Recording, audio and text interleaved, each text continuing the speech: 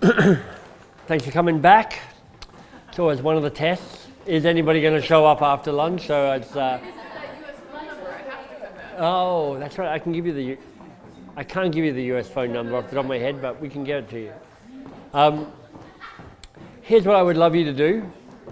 Start off by turning to the person next to you and just having a quick conversation. What was most useful or most valuable about the morning for you? What was most useful or most valuable about the morning?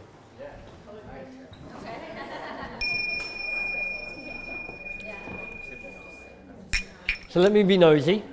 Actually, let me give you a magic little phrase that helps with every question. It's just a great way to introduce almost any question because it lessens the heaviness that sometimes comes with asking people questions. You just go this. So out of curiosity, what came up in that conversation? What was most useful or most valuable? So you can just hear the difference. So just out of curiosity, what is the real challenge here for you versus what's the real challenge here for you? Out of curiosity means it's like we're in this together. I'm not holding this too tightly. I'm just interested to know what shows up. Out of curiosity. It's a great way of allowing the question to land in a way that feels less threatening for the person being asked the question, should that be happening. So out of curiosity, what was useful or valuable? Yeah, Susan. Well, I just wanted to add there, I used that recently in an email. Learning that phrase from you, I softened the question in an email starting with out of curiosity. Yeah. Just out of curiosity. Yep. It was better. Perfect. So what, if anything, was useful about the morning?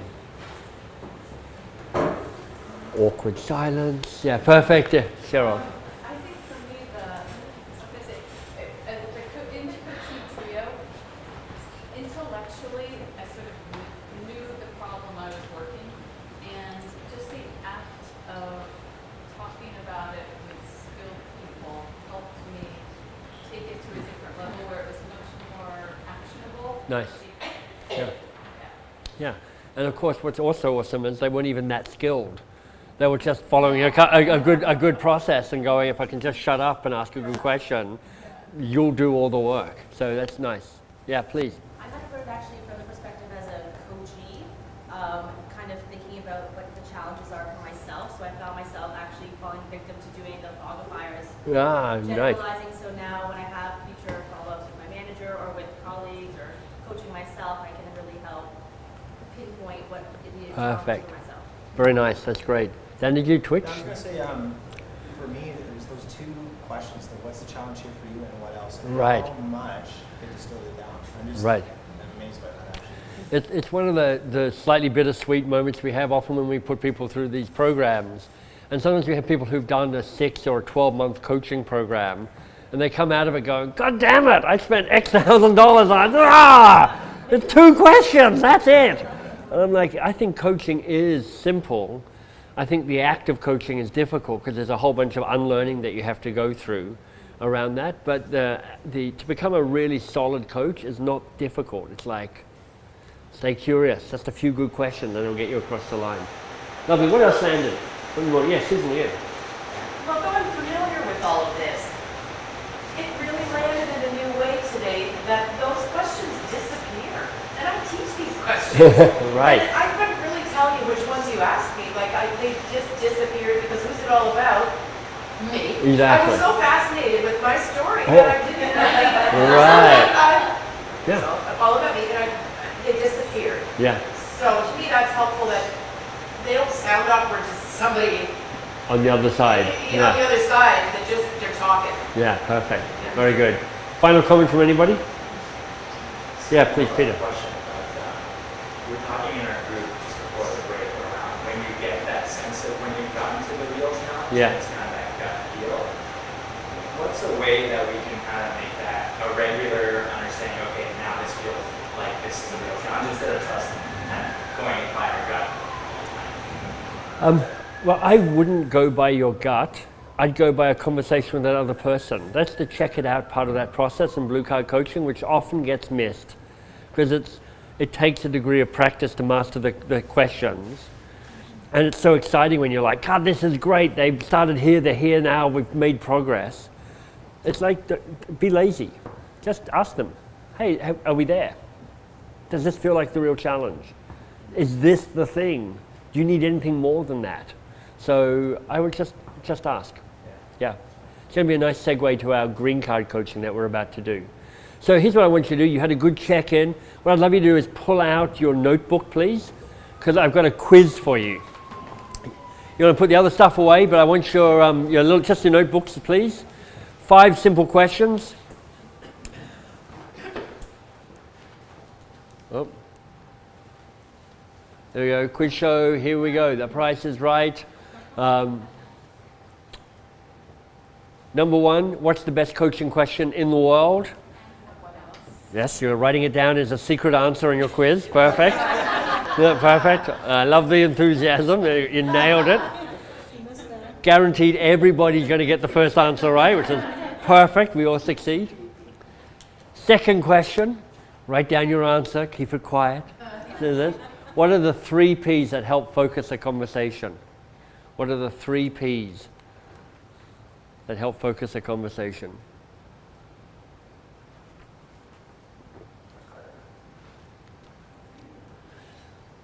They go from more surface to less surface, kind of deeper as you go down the piece there.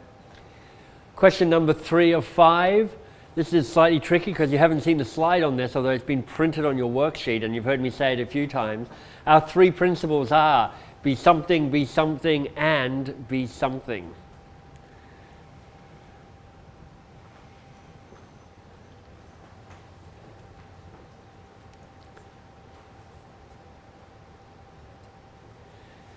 Another tricky question.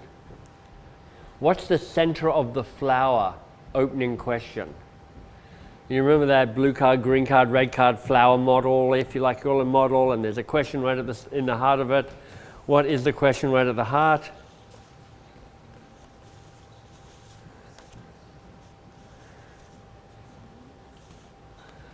And then 5th and final question.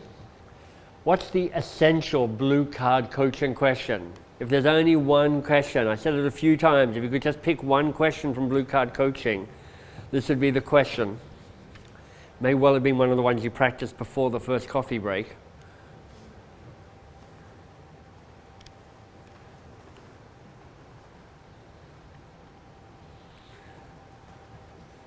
Perfect. If you've been struggling with any of that, this is as much just an acknowledgement. People don't remember the stuff you tell them. Right? You're just living proof that it's hard to keep the content and the details in your head when it's coming from somebody else. That's partly why we keep revisiting it. It's partly keep learning that your advice isn't as valuable as you think it is. So here are the answers. Best coaching question in the world, and what else? You should have all got that. The 3 P's, projects, people, patterns. The 3 B's, be lazy, be curious, be often. The question in the center of the flower, how can I help? It's about managing your temptation to jump in and fix it. How can I help? Or as we were talking, what do you want from me? And then if I could give you just one question from Blue Card Coaching, the question, what's the real challenge here for you? Anybody get 5 out of 5? Excellent, fantastic, well done. 4 out of 5, perfect. Some other number other than 4 or 5, fantastic, that's perfect. Thanks for coming out, exactly. So let me take us back to the flower model. We've done Blue Card Coaching. This is the practice we did before lunch where you will have most noticed your advice monster raging around, right? That's the behavior shift we're most interested in. Stay curious longer, rush to action and advice a little bit more slowly. And when you're trying to do Blue Card Coaching, your advice monster hates it. They're like, no, let me offer advice. Now we're moving to Green Card Coaching and about creating possibilities. Why would we bother creating possibilities? Well, there's some good science around this. Oh, there we go. Here's a good quote about it. Nothing is more dangerous than an idea when it's the only one you've got. And that shows up a lot, that you go, I've got an idea, that's all I need. This is some research from Chip and Dan Heath, who've written a number of good books. They wrote Switch, and they wrote Making It Stick. This comes from, I think it's from Switch. It's right in the first chapter. They quote research that said, looking at decisions made in corporations, 71% of those decisions are based on a binary choice. Should we do this or should we not do this? It came down to the kind of that limited a palette of choice. 52% of those decisions failed. If you're thinking about whether that's good or not, that is worse than most teenagers' decision making. And to be fair, teenagers' brains are actually regrowing as they're teenagers, so they're totally at half capacity. But when you're operating off a simple binary choice, you're actually performing worse than a teenager in their decision-making process. The simple act of adding one additional option decreased the failure rate from 52% to 32%. So the capacity of you generating a few better options or helping the person you're working with generate a few better options is a direct link to having better outcomes and better decisions, and therefore better outcomes from those decisions as well. So knowing how to do this fast really matters. Now, when I worked at this innovation company, we'd go away and we'd do a 1 day or a 2 day brainstorming session, and we'd take people on adventures and we'd generate all that. But I've done what I've best, I think, which is reducing it down to a few core tools to help quickly generate new options. And what we're battling is just what that kind of quote said, which is what I would call first idea-itis. Here's how it shows up in most corporations. You're going, okay, we need to do something here. And as soon as an idea shows up that doesn't suck, you could do it and it's not too scary. You're like, oh, that's a relief. We've got something. Let's act upon it. And that just takes you down that route of getting a disappointing outcome, because you're like, the first idea, like the first challenge, is never the only idea, and it's rarely the best idea. So if you pull out your green coaching card, that's the one you're going to be working with for the next hour or so.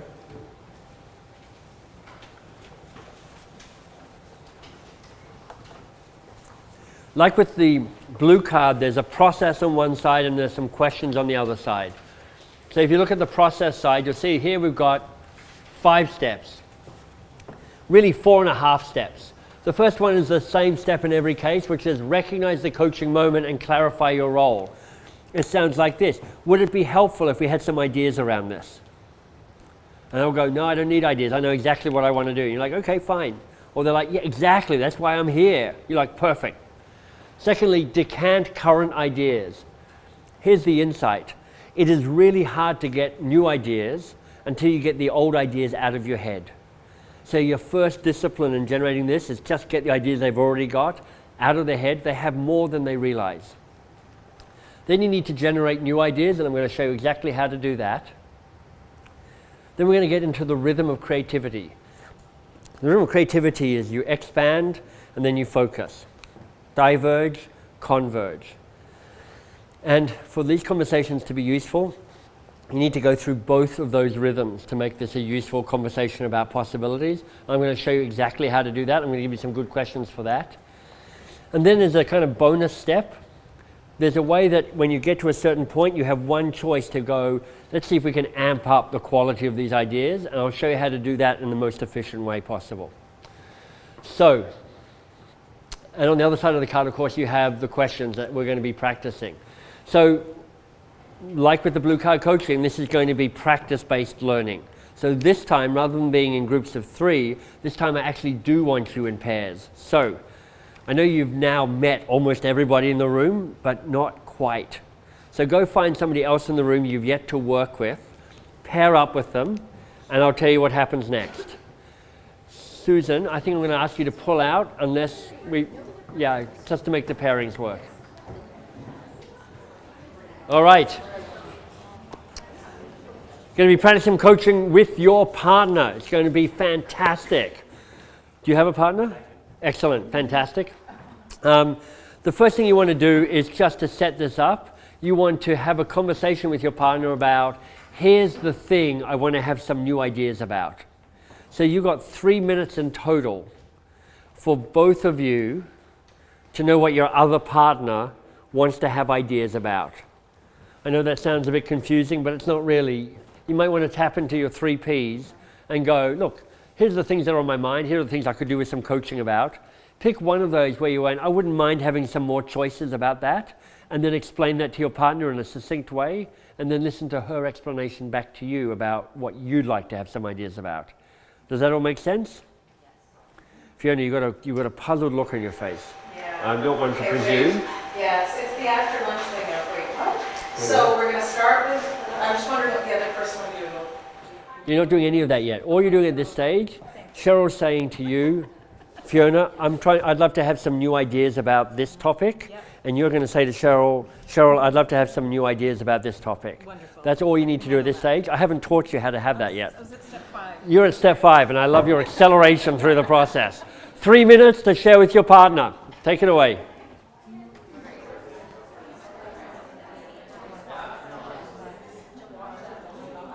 Thirty seconds. 30 seconds.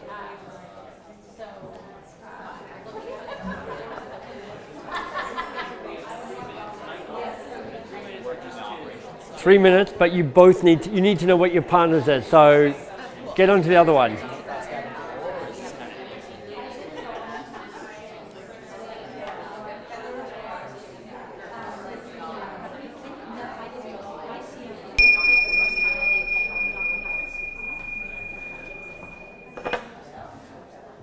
Does everybody know what topic their partner wants to have new ideas about? Perfect. Okay, so if you look at your green card, after you've recognized the moment, we should have some ideas here. The second step is decant current ideas. How do you decant the current ideas? And I'm going to show you how to do this. But my question first is, does anybody here speak a language pretty much fluently other than, say, English and French? Perfect. What's your language? Romanian. Romanian. Perfect. I've just volunteered you. Oops, sorry. To come up and do some coaching with me. Perfect. Great. Excellent, thank you. Here's how this works. Is this you? No, yes, it's me. I kicked over Peter's coffee.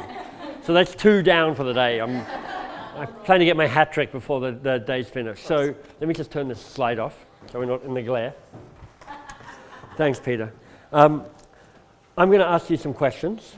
All you need to do is answer them, but in Romanian. Okay? So we're doing some foreign language coaching here. Okay? So you've got your idea in mind, the challenge? Perfect. So in just like a couple of sentences, summarize that challenge for me. In Romanian. In Romanian. Am o șefă nouă, cu care am lucrat înainte, care a fost și prietena mea, și acum avem niște probleme. Perfect. So sounds like a real challenge we've got on our hands here. I bet that you've already got some ideas on how to tackle that. So what's one idea for you, how you would go about tackling this? Trebuie să vorbesc cu ea. Okay, nice. Very good. And if there was another idea? Cred că e puțin mai dificil. Okay, like it. I like where we're going with this. Let me keep pushing you. Is there a third idea here? Posibil. Okay, and what would that third idea be? Do you speak Romanian? I do not speak Okay, now you Romanian. do. Ideea ar fi să o iau undeva, să o duc undeva. Okay, very nice. Let me ask you one last question. If there's a kind of bolder, more courageous way of tackling this, what would that be for you? Să mă uit la ea în față să spun că nu merge. Perfect. So thank you very much. Nice piece of coaching. Before you go, what was that actually like? It worked. It actually worked, didn't it? It worked. Does anybody speak Romanian here? Perfect. Well, so thank you very much. That was awesome. Here's why I love doing this, because I've now done this in about 40 different languages, and I have not known what the hell is going on in any of those conversations at all. But what I really want you to see is how the process works. And what this process is about is effectively for you to ask the best coaching question in the world, which is, exactly. So I bet you've already got some ideas. What's your first idea? Love it. And what else? Love it. And what else? Love it. And what else? Love it. That's basically what I did up there. So you're going to do this with your partner as well, okay? Not in a foreign language. You're going to do this actually in English, although if you want to go foreign language, you can. So we're going to say that the person with the oldest car is going to ask the questions first. If you both don't have cars, you just get to have an arm wrestle about it, okay? So just figure out now who's going to ask the question first.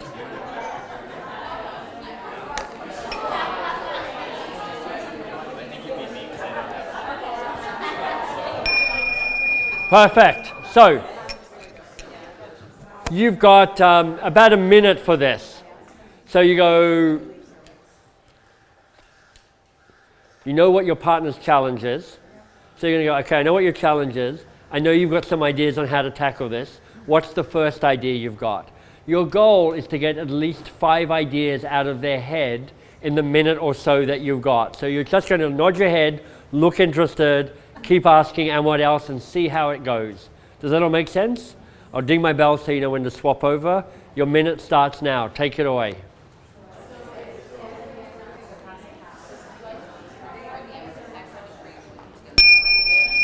Okay, that's lovely. Just swap roles for me. Swap roles. I know what your challenge is, so what's your first idea? And what else? And what else? Take it away.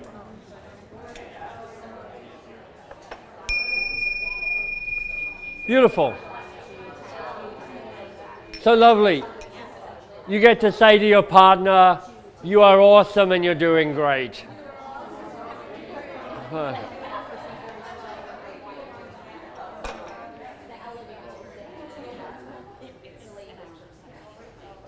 So let me ask you, what did you notice from that fast little exercise?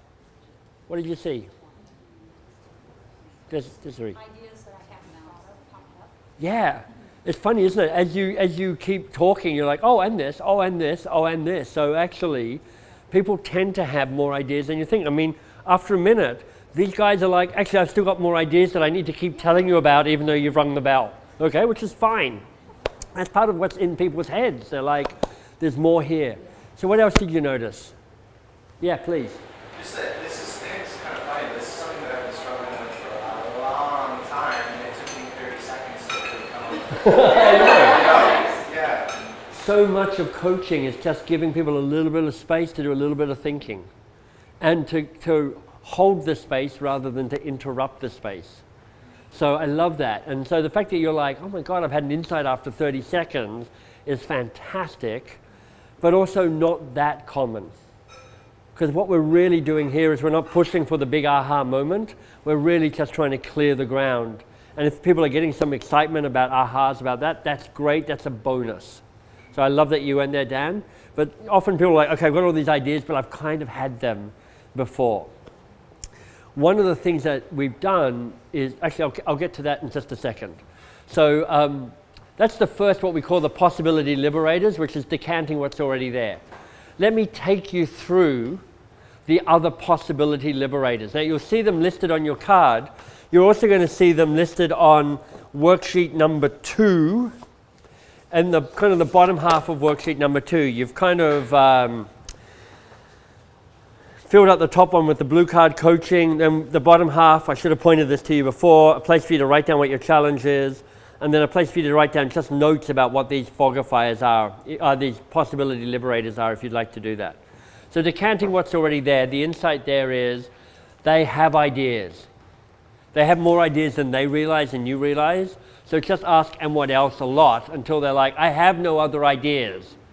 That's what you're going for. They're like, I'm tapped out. I've had every idea I possibly could about this topic. And you go, so you think. Let me show you. So the next possibility liberators are these. As you would guess, powerful, provocative questions. And the questions on the back of the card are the ones we're going to practice with. Those are those powerful, provocative questions. I do love this quote. Questions are fateful. They determine destinations. They are the chamber through which destiny calls. Sounds very kind of Game of Thrones-ish there, but I don't even really know what it means, but I like the sound of it. So questions are the second liberator. The third possibility liberator is 5 is the charm. Here's what I mean by that. It actually connects back to brain science about how your brain counts. And here's how your unconscious brain counts. 1, 2, 3, 4, lots. After it gets beyond 4, it stops really counting and it just goes, there's a bunch of stuff here. It's when we feel safe and when we feel threatened. It's why you can remember the names of people in 4-people bands, but not in 5-people bands. And why this is useful for us is if we can get people just to have 5 new ideas, they feel like they've got lots of ideas. When they feel like they have lots of ideas, they feel like they have good choices and are able to make better choices. So you don't have to generate hundreds of ideas on this process. Just 4 or 5 good ideas will make a real difference. So 5 is what you're striving for. The next liberator is this. You want to pick up the pace. I reckon idea generation just as helpful if you go relatively quickly rather than what so often happens in the like the corporate brainstorm. Have you had those moments where you had a corporate brainstorm and it's like, come into the room, we're going to do an hour of brainstorming. And what happens is you drag out one or two old ideas and then you stomp them to death over the next hour. And you walk out of there with this heavy heart going, God, I feel deeply unmotivated by this entire experience, both as the person who's trying to facilitate and the people who came to have ideas. So I think there's something really powerful about speed. That pace I gave you, I want you to have 5 ideas in 1 minute, created that sense of speed and what else? I will often say, okay, this is brilliant. Let's have 10 ideas in the next 3 minutes. Now when you hear that, let's have 10 ideas in the next 3 minutes, how do you instinctively feel? What's the reaction? Yeah, kind of anxiety, right? You're like, oh my God, how are we going to do that? That's a lot. But let me show you the pace of 10 ideas in 3 minutes. I think we should paint all of our walls so they have scary animals staring at you. That's idea number 1.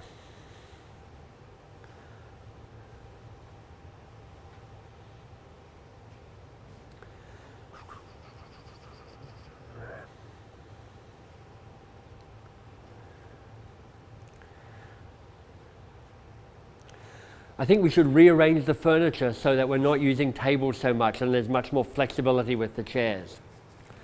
Now, if you keep up that rapid pace of idea generation, you will have 10 ideas in 3 minutes. So just to say, it's actually much slower than you think. It's much easier within grasp than you might think. Part of it's around going, ask some good questions, push for the answers. 10 ideas in 3 minutes tends to be my default challenge to people. So picking up the pace, number 4. Number 5, feel free to throw in ideas that are illegal, immoral, improbable, impractical. You're not acting on these ideas, or at least not all of them, but actually going broad, going outrageous, allows you to kind of then step back from the outrage, from the immorality, to go, what's the idea that's close to that, but not that? So number 5, illegal, immoral, improbable, and impractical. And then the final one is about how do you add your idea to the mix. And this is wonderful for all of you who have an advice monster. In other words, all of you. Because you're brainstorming and you're like, oh, it is killing me not to tell you my ideas. But I did this course and I'm not allowed to share my ideas. I have to ask questions and not tell you ideas I've got in my head. But I haven't said that. I've said, can you rush to action and advice just a little bit more slowly? So there's a really good place for you to have your idea and add your idea to the mix. But you've got to watch out, because particularly if you're the senior person in this organization, or in this conversation, as soon as you add your idea to the mix, what does everybody do? Oh, I love that idea. Good idea. I'm writing that. Oh, we should do this idea. It's fantastic. Yeah, absolutely. Say no more. Our work here is done, right? Your idea as the boss sucks the oxygen out of the conversation. So if you're adding ideas, you've got to find a way of slipping them into the conversation that add to it rather than shut it down. So part of it is waiting. So how long can I wait till I share an idea of mine? And then the second tactic here is a particular phrase. Here's the phrase, that makes me think of. So what you're doing is you're actively being seen to build on the other person's idea. Now here's the kind of secret around that. Even if their idea didn't make you think of it, but you're just desperate to tell them the idea, just use the phrase, that makes me think of. Because people are much more open to hearing the suggestions of others as builds on their current line of thinking, rather than here's my own randomly inserted idea around that. So I want you to think about how to get your ideas into the mix, but slow it down and be seen to be building on the other people's ideas. And I think there's one other slide here. Yeah, there we go, that makes me think of. So here's what's going to happen. You're going to continue the conversation. Same order as before, same topic as before. You've decanted all the ideas that were already in the person's brain, but now you get to have 10 ideas in 3 minutes using the questions on the back of your green card. So take a look at those questions for me now. And as you scan down those questions, which questions do you see that you like, that you think you'll be able to use?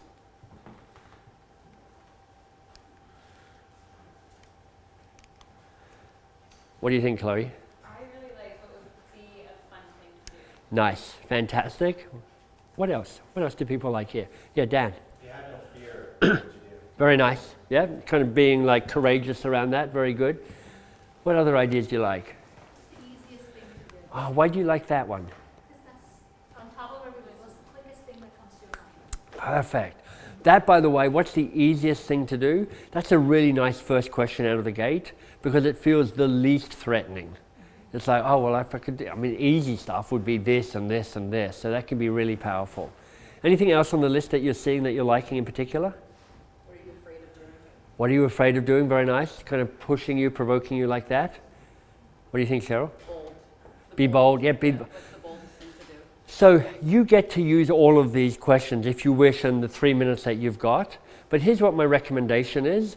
Don't do drive-by shooting, which is sometimes how this works. It's like, okay, what's the fast thing to do? Right, what's the fun thing to do? Okay, what's the quick thing to do? Right, what's the bold thing to do? And the person's going, oh my God, I can't keep up with this.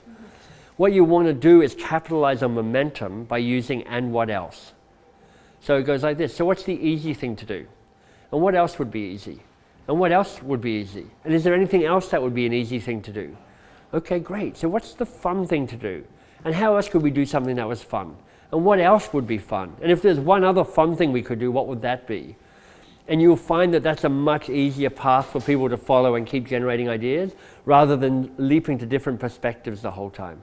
So use and what else? And what else is your friend? What else do I want to add to this? Same order as before. Your goal is 10 ideas in 3 minutes.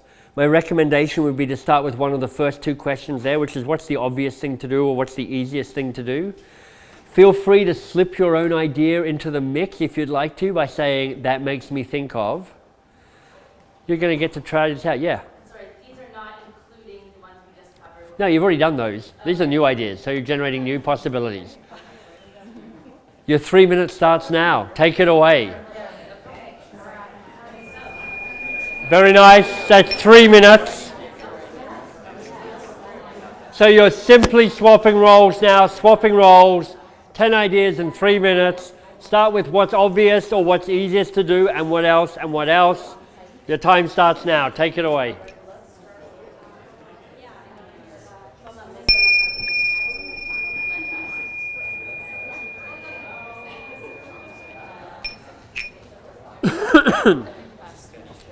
So what did you learn? What did you notice from that experience of just going 3 minutes rapid idea generation?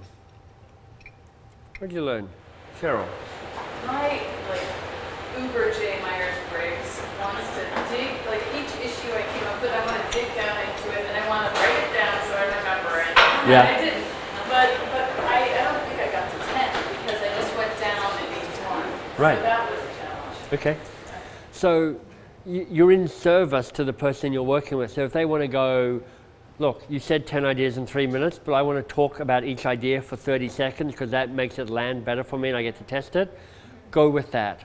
Your piece is not to be bound by the rule, but to be in service to the person you're working with. So I'm like, is this helping? If it feels like it's helping, keep doing it. If it feels like it's becoming, you could be more helpful, do that other thing instead. What else did you learn or notice? Yeah. Well, it's interesting, we kind of had a weighty subject, but I tried out the fun question, and it seemed to kind of shift something. It kind of Nice. yeah, kind of unjiggled something. Yeah. But then you had all these ideas, it was Sometimes- almost like it was an impossible, you couldn't answer the question well, it prompted an explosion of creativity. Yeah. It's great. Somebody, maybe Einstein, could be somebody else, who said, problems are never solved within the framework in which they are created or from which they emerge or something like that. And part of what this is doing, I mean, this work comes from Edward de Bono and his sort of creative thinking, and his basic idea of brainstorming is, by asking a different question, you step to a different perspective to look at the challenge, and it's the same challenge, you just get to see it in a slightly different way, and it just opens up new ways of thinking about it. So it sounds like what you did there was something like that. Very good. What else did you notice? Yeah. So switching, you're kind of going from one extreme to the other. Like Yeah. you talk about what's the easiest thing to like what's the boldest. Yeah. So like switching your brain to think of what is the boldest Right. compared to the boldest. Yeah. And the boldest one's a great one. I mean, there's a well-known thing in Silicon Valley where they never really ask, how do we double our business? They say, how do we 10x our business? Because when you say, I'm going to double it, you just go, let's just all work twice as hard. And maybe that will get us over the line. If you say, let's 10x it, you're like, we can't do 10 times more work, we just die. So we have to be bolder and different about the way we think. So that's partly the bold question there. Did people get to 10 ideas in 3 minutes or close to it? Some, no, head shaking. That's fine. I set that up for you as an aspiration. Let's keep pushing, because we know if we can even get 6 good ideas in 3 minutes, that's progress. If we can get over 5, we have better choices. So what I'm hoping now for all of you is you've actually got 10, maybe 15 ideas in your kit bag about how to tackle this challenge. So what we've done then is this rhythm of creativity where we have diverged, and you're like, you've got a bunch of stuff. Now, if you're running a corporate brainstorm, you typically stop here.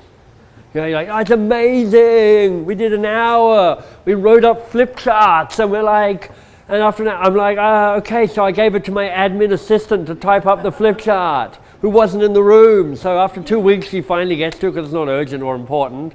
And she doesn't really understand what she's typing, so she's typing away. And then 2.5 weeks later, everybody gets a typed up list of ideas, and you're like, these are all nonsense. What are these ridiculous ideas? I don't remember. Was I even in this brainstorm? What's going on here? So there's something about playing the role of creating focus now. So you've got a bunch of possibilities. Now you're going to help them make better choices. And if you look at your card, in the processing, making a choice, you're going to see the 5 questions that are here. I'm going to put them up on the screen for you as well. You go, okay, you've got some great ideas. And of all the ideas you've got, what's the easiest thing to do? And you're asking that because you want to have one option that's an option that they can do. And it's going to be the easiest thing. And by the way, sometimes the easiest thing is to do nothing at all. You know, that's actually a valid response to brainstorm, which is like we just let it slide and do nothing. So what's the easiest thing to do? The second question, what will have the most impact? That often takes people to the bolder ideas that they've got, but it focuses on, I'm trying to make a difference here. So out of all the ideas I've had, what would have the most impact? Third question is, what do you want to do? The insight behind that is, people will more likely do the stuff they want to do than the stuff they don't want to do. So you may as well find out what the thing is that their heart's telling them to do, or where their inclination is. The fourth question here, what needs to be done? So that just speaks to the kind of the political reality of the organization, which is like, you know, I know that if I don't do this, I'm screwed. So what absolutely needs to be done? And then when you created, what this does is it creates a short list, and that sets you up to ask this question. He says dramatically, there we go. What will you do? Okay, so those are your options. You've got a short list from, let's say, 15 down to 3, maybe, because some of the answers may be the same for here. Out of all of those, what will you do? Because it's much easier to go through a short list to a commitment than go from 15 to, okay, those are great ideas, what are you going to do? This just helps the process to get them clear on what's the best idea for them.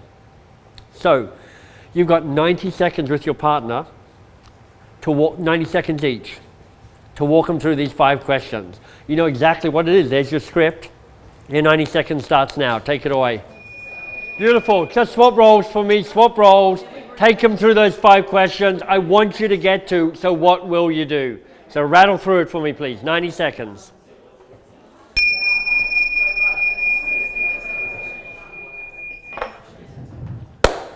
So, what became obvious by going through that quick process?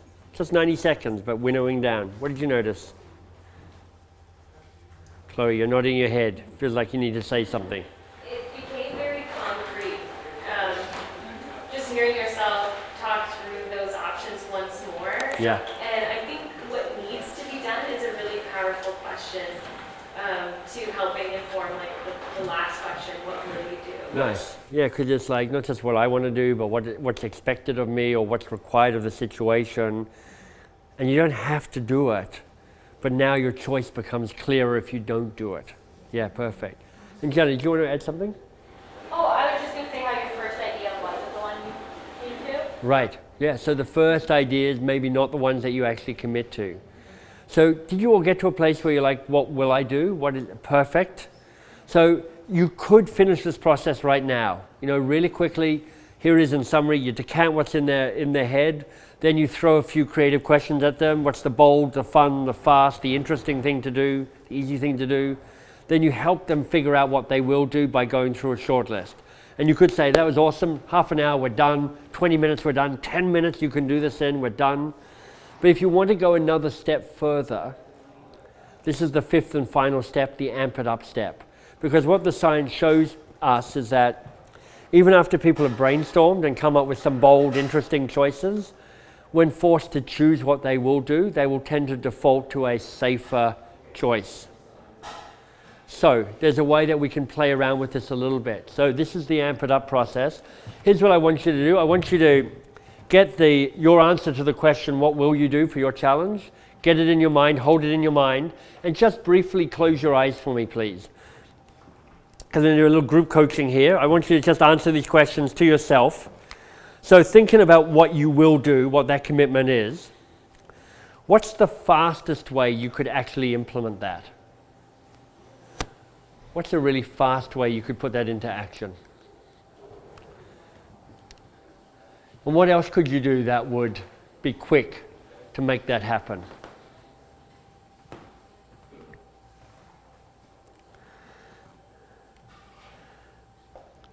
And if there's one other way to kind of rapidly execute across this idea, what would that be for you?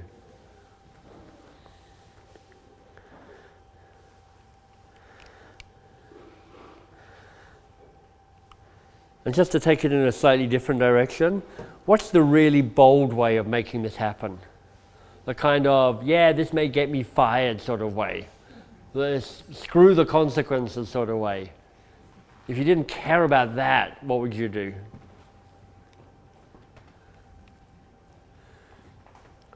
What's another over-the-top 10x way of making this happen, of implementing that idea?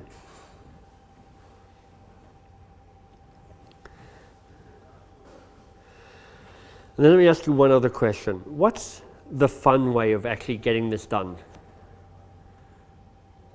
Sometimes these things can feel like a burden or a responsibility, but if this was joyful, if you love doing this, if this was like, this is going to be amazing, what's the fun way of getting this done? And what's one other way of doing this in a really fun, creative, playful way?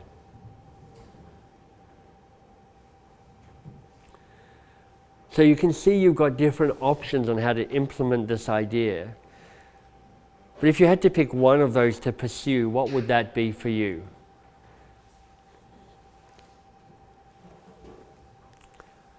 Perfect. So just come back, pop open your eyes. So that is me just recycling the process. You'll have seen me do that, right? I just asked the same questions again. I'm going, okay, implementation, what's fast, what's fun, what's bold? We expanded, and then we converged again. So what will you do around that? And what that will have done for most of you is it will have shifted a little bit about what you're thinking of doing and how you're doing it, or it would have stabilized the decision that you already made, because now you kind of poked at it from different angles. It doesn't matter what the outcome is. What's great is that you're like, we've just pushed and stretched your commitment to what will you do. So what I'd like you to do now is just get to page 4 of your worksheets, please. We've done blue card coaching, we've done green card coaching. Page 4 of your worksheets is the big ahas page. So thinking about green card coaching, you might even give yourself a headline, green card coaching. What are 2 or 3 things you want to remember about this process?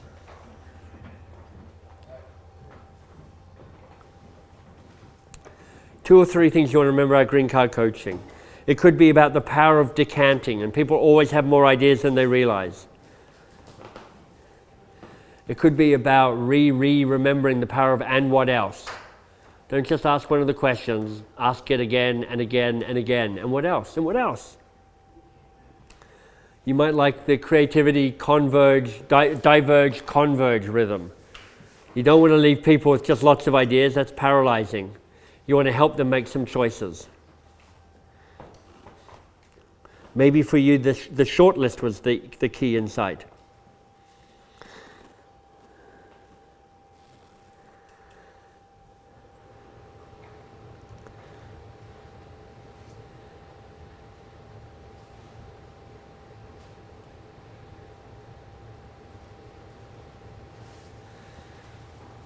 And when you're done, and when your partner is also done, just have a quick conversation. Just share one of those key insights for you.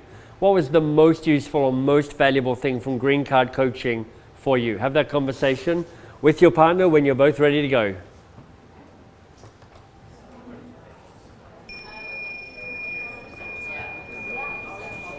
Beautiful. We're less than 5 minutes away from the coffee break, so it's getting close. I am curious to know, just from 2 or 3 of you, what was useful or valuable about the green card coaching? What came up in conversation? Yeah, please, Robin. We were just talking, and one of the best conversations I have with my fiance is always, what would you do if you won the lottery? What Nice. would you do? And you always think of it in a personal way, and then this activity kind of got you thinking, what would you do in a professional setting if you Nice. did whatever you wanted without any repercussions? Yeah. Giving you kind of that mindset a little bit. That's beautiful. There's a great quote which is, the mind once stretched never returns to its original dimensions. So part of what we're doing is just stretching the brain, because once those possibilities are there, they don't go away, and you feel like you have better choices. So very nice, I love that. Good, what else was valuable from the green card coaching? Yeah, Peter. Something we both brought up was when the question about, what would create the most impact came up, it unlocked more ideas, because then we were stepping on what do I have to do and my obligations to, Yeah. how do I create more impact? How do I Nice. serve the people that Yeah, it's a cunning way to be other-focused rather than self-focused, and that often, not only does it make people bolder, it actually makes people happier as well. So it's a great question like that. Final comment about what was useful about green card coaching? Steve? Speed, right.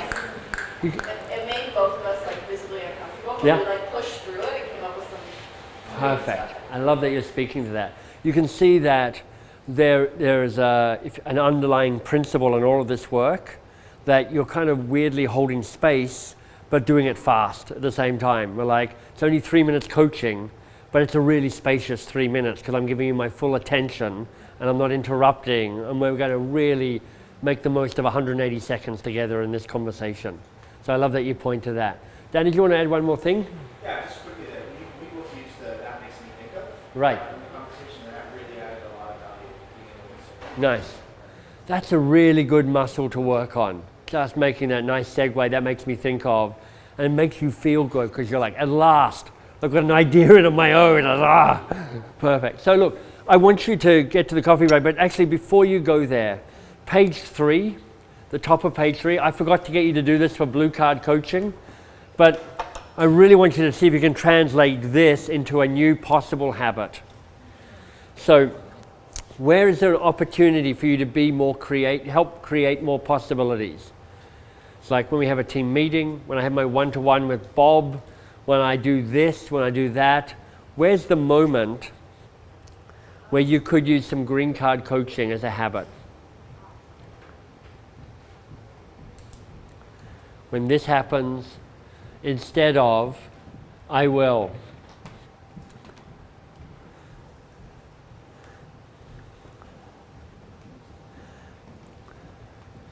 A really good foundational one here is push for 5 ideas, not just one idea. First idea is never the only idea, rarely the best idea.